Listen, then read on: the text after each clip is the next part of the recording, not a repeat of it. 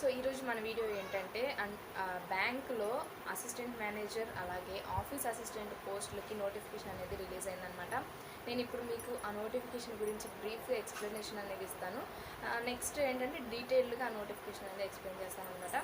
First ఈ పోస్టులకి salary ఏంటి, ఏజ్ ఏంటి అని ఒకసారి తెలుసుకుందాము. ఈ అసిస్టెంట్ మేనేజర్కి వచ్చేటప్పటికి మనకి 33,000 అనేది పే చేస్తారనమాట. అలాగే ఆఫీస్ అసిస్టెంట్కి 20,000 ప్లస్ శాలరీ అనేది ఇవ్వడం జరుగుతుంది. నెక్స్ట్ ఏజ్ విషయం చూసుకున్నట్లయితే కనుక మనకి January 1, 2021కి మనకి 18 ఇయర్స్ టు 30 ఇయర్స్ లోపు ఉండాలన్నమాట. ఏజ్ అంటే 18 ఇయర్స్ ఎబో ఉండాలి, 30 ఇయర్స్ బిలో ఉండాలన్నమాట. సో ఏజ్ లిమిట్ అయితే అది. నెక్స్ట్ ఏంటంటే మనకి దీనికి ఎటువంటి ఎక్స్పీరియన్స్ అనేది అవసరం లేదు, అంటే ఫ్రెష్ క్యాండిడేట్స్ కూడా ఈ నోటిఫికేషన్కి అప్లై అనేది చేసుకోవచ్చు అనమాట. శాలరీ కూడా చాలా బాగుంది. ఇవన్నీ కూడా రెగ్యులర్ జాబ్సేనండి, ఎటువంటి కాంట్రాక్ట్ జాబ్స్ అయితే కాదనమాట. సో రెగ్యులర్ జాబ్స్ కాబట్టి అందరూ తప్పకుండా అప్లై అనేది చేసుకోండి. దీని క్వాలిఫికేషన్ ఏంటి, ఇంకా మిగిలిన డీటెయిల్స్ అన్నీ కూడా మనము ఇప్పుడు వీడియోలో తెలుసుకుందాం. ఇంకెందుకు లేట్, మరి వీడియో స్టార్ట్ చేద్దామా? అంతకంటే ముందుగా మీలో మన ఛానల్ ఎవరైనా ఫస్ట్ టైం కనుక చూస్తున్నట్లయితే తప్పకుండా సబ్స్క్రైబ్ చేసుకోండి. సబ్స్క్రైబ్ చేసుకున్నట్టు పక్కనే చిన్న బెల్ కూడా వస్తుంది, దాన్ని క్లిక్ చేసేయండి. సో నేను ఎప్పుడైతే ఈ వీడియోస్ అనేది అప్లోడ్ చేస్తూ ఉంటానో ఆ నోటిఫికేషన్ అనేది మీ మొబైల్లో వచ్చేసింది. సో వీడియోస్ అన్నీ కూడా మిస్ అయిపోకుండా చూసేయచ్చు. ఇంకెందుకు లేట్, లెట్స్ గెట్ స్టార్ట్. ఇక్కడ ఏంటి అంటే మనకి ఇది Krishna district cooperative central bank నుంచి రిలీజ్ అయిందనమాట. ఈ నోటిఫికేషన్ వచ్చేటప్పటికి మనకి ఏంటంటే ఇక్కడ రిక్రూట్మెంట్ నోటిఫికేషన్ డీటెయిల్స్ అన్నీ కూడా ఇచ్చారు. ఇవి కూడా ఒకసారి మనం చూద్దాము. దీని ఓపెనింగ్ డేట్ వచ్చేటప్పటికి మనకి 22 నుంచి స్టార్ట్ అయిందనమాట. లాస్ట్ డేట్ ఏంటంటే 31 January వరకు కూడా అప్లై చేసుకోవచ్చు. అప్లికేషన్ ఫీ అనేది కూడా మనము 22 నుంచి 31లోగా మనము పే చేయాల్సి ఉంటుంది. అలాగే రిటర్న్ టెస్ట్, ఆన్లైన్ టెస్ట్ వీటన్నిటి గురించి కూడా ఫిబ్రవరిలో మనకి కంప్లీట్ డీటెయిల్స్ అనేవి తెలుస్తాయి అన్నమాట. దీని వేకెన్సీస్ డీటెయిల్స్ చూసుకున్నట్లయితే కనుక మనకి ఓసీకి 9 వేకెన్సీస్, అందులో ఉమెన్కి 3 ఉన్నాయన్నమాట. సో ఇట్లా మనకి రిజర్వేషన్ వైజ్గా ఈ సీట్స్ అనేవి అలాట్ చేయడం అయితే జరిగింది. వేకెన్సీస్ విషయానికి వచ్చినట్లయితే అదనమాట. స్టాఫ్ అసిస్టెంట్ పోస్ట్ ఇందాక చూసినవి మనము అసిస్టెంట్ మేనేజర్, అలాగే ఇప్పుడు ఇక్కడ మనము చూసేది ఏంటంటే స్టాఫ్ అసిస్టెంట్ వేకెన్సీస్. ఇందులో కూడా ఓసీ, ఎస్సీ, ఎస్టీ, బీసీ ఇలా కేటగిరీ వైజ్గా డివైడ్ చేయడం అయితే జరిగిందనమాట. ఇందులో ఉమెన్కి కూడా మనకి సపరేట్గా పోస్టులు అనేవి అలాట్ చేశారు. నెక్స్ట్ ఇక్కడ మళ్ళీ నోటిఫికేషన్ అదే వేకెన్సీస్ గురించి ఇచ్చారనమాట. అది కూడా మనకి నెక్స్ట్ పే స్కేల్ వీటి విషయం ఒకసారి చూద్దాము. పే స్కేల్ వచ్చేటప్పటికి మనకి అసిస్టెంట్ మేనేజర్కి 15,000 నుంచి స్టార్టింగ్ శాలరీ అనేది ఉంటుందన్నమాట. 33,000 వరకు కూడా తీసుకోవడం అయితే జరుగుతుంది. 33,000 పర్ మంత్ అసిస్టెంట్ మేనేజర్కి శాలరీ ఇవ్వడం అయితే జరుగుతుంది. అలాగే అసిస్టెంట్ మేనేజర్కి స్టాఫ్ అసిస్టెంట్కి వచ్చేటప్పటికి మనకి 24,000 పర్ మంత్ అనేది ఇస్తారనమాట. ఇవన్నీ కూడా ఏంటంటే డిఏ, హెచ్ఆర్ఏ ఇలా ఉంటాయి కదా, వీటన్నిటిని కలుపుకొని ఆ అమౌంట్ అనేది వాళ్ళు ఇవ్వడం జరిగింది. లోకల్ క్యాండిడేట్స్కి ఏంటంటే మనకి జాబ్స్ అనేవి కూడా లోకల్ ఏరియాలోనే మనకి ఇవ్వడం అయితే జరుగుతుంది. స్టాఫ్ అసిస్టెంట్ కానివ్వండి, అసిస్టెంట్ మేనేజర్ ఇవన్నీ కూడా మనకి లోకల్ ఏరియాలోనే ఇస్తారనమాట జాబ్స్. సో తప్పకుండా అందరూ అయితే అప్లై చేసుకోవడానికి ట్రై చేయండి, క్వాలిఫికేషన్ ఉన్న వాళ్ళందరూ. ఎందుకంటే లోకల్లో జాబ్స్ దొరకడం అనేది చాలా కష్టం, ఎక్కడెక్కడికో వెళ్ళి మనం జాబ్స్ చేయాల్సి వస్తుంది. సో ఇదొక మంచి అవకాశం అని చెప్పుకోవచ్చు అనమాట.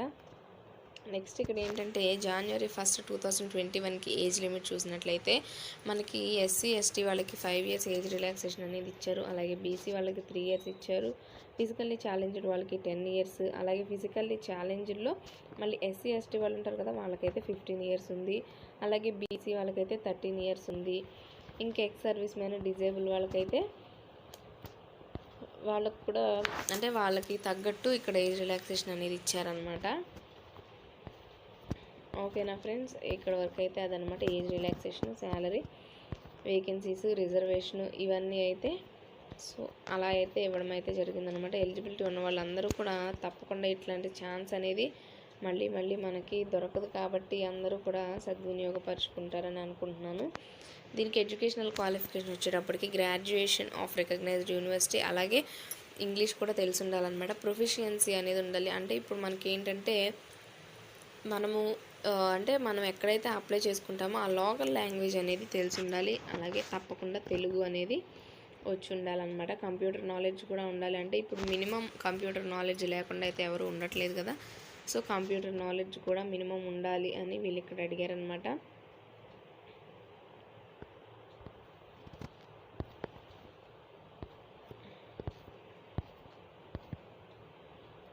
ఇక్కడ ఏంటంటే మనకి ఇందులో ఇంకొక చెప్పుకోవాల్సింది ఏంటంటే ఎక్స్పీరియన్స్ అనేది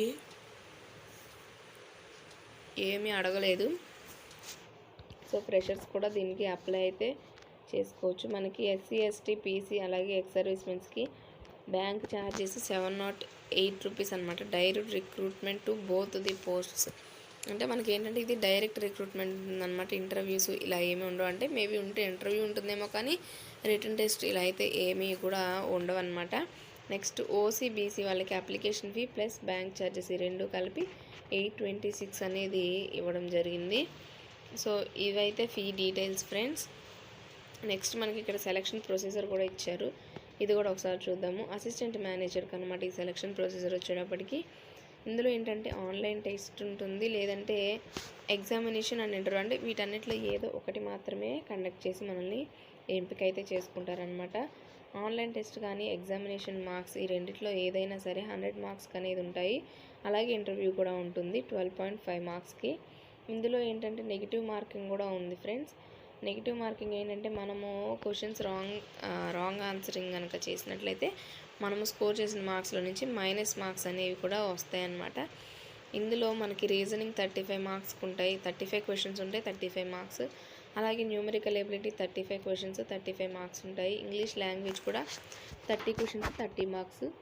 టోటల్గా 100 క్వశ్చన్స్ ఉంటాయి 100 మార్క్స్కి. దీని టైం లిమిట్ వచ్చేటప్పటికి 60 మినిట్స్ అనమాట. అంటే 1 అవర్ ఉంటుంది. నెక్స్ట్ ఇందులో చూసుకున్నట్లయితే స్టాఫ్ అసిస్టెంట్కి ఇది కూడా 100 మార్క్స్ ఉంటుంది.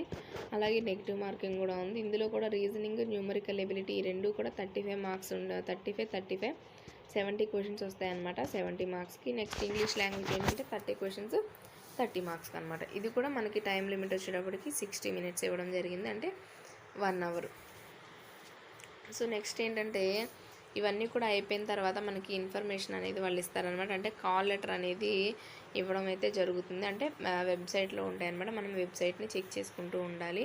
ఇక్కడ మనకి పైన మనం నెగిటివ్ మార్కింగ్ అనేది చెప్పుకున్నాం కదా. ఈ నెగిటివ్ మార్కింగ్ ఏంటంటే 1/4 అంటే 0.25 మార్క్స్ అనేది ఈచ్ రాంగ్ ఆన్సర్కి 0.25 అనేది మనకి కట్ చేయడం అయితే జరుగుతుంది. ఓకేనా ఫ్రెండ్స్, ఇదనమాట ఈ నోటిఫికేషన్ గురించి డీటెయిల్స్ అన్నీ కూడా. ఇంకా మీకు ఏమైనా డౌట్స్ కనుక ఉన్నట్లయితే కామెంట్ సెక్షన్లో ఒకసారి మెన్షన్ చేయండి. మనకి ఇక్కడ సెంటర్స్ కూడా ఇచ్చారు. మచిలీపట్నం, విజయవాడ, గుడ్లవల్లేరు, అగిరిపల్లి, మైలవరం, పెద్దన్న. సో ఇవన్నమాట సెంటర్స్ వచ్చేటప్పటికి మనం అప్లై చేసుకునేటప్పుడు ఈ సెంటర్స్లో మాత్రమే మనము చూస్ చేసుకోవాల్సి ఉంటుందన్నమాట. ఒకసారి మనము చూస్ చేసుకున్న తర్వాత మళ్ళీ చేంజ్ చేసుకోవడానికి అయితే ఉండదు. ఇదన్నమాట విషయం. దీని లాస్ట్ డేట్ వచ్చేటప్పటికి 31 అనమాట. సో ఇంకా ఎక్కువ డేస్ లేదు. అప్లై చేసుకునే వాళ్ళందరూ కూడా తప్పకుండా అప్లై చేసుకోండి. సొంత జిల్లాలో జాబ్ కాబట్టి ఇటువంటి అవకాశం మళ్ళీ రాదు. అలాగే అప్లికేషన్ ఫీ కూడా తక్కువే ఉంది కాబట్టి తప్పకుండా అప్లై చేసుకోండి. ఎవరు కూడా మిస్ చేసుకోవద్దు. అందరికీ ఆల్ ది బెస్ట్.